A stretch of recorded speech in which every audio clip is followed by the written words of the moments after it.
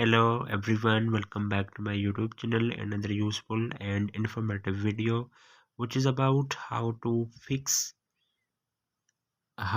enable in call with power button on any iPhone.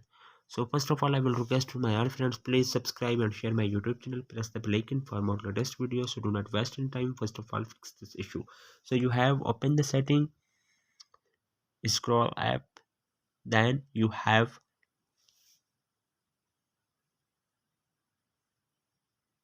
click on accessibility. So you have scroll up, then you have any iPhone models. You have click the side button. You have in iPhone at you have click on home button. Then you have any iPhone models is available option side button, any iPhone available home button.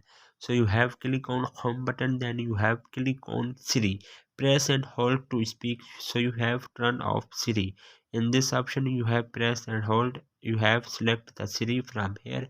Then you have while on you have talk the call, then you have power button in the call. Then this was to fix the issue in the call with power button on your iPhone.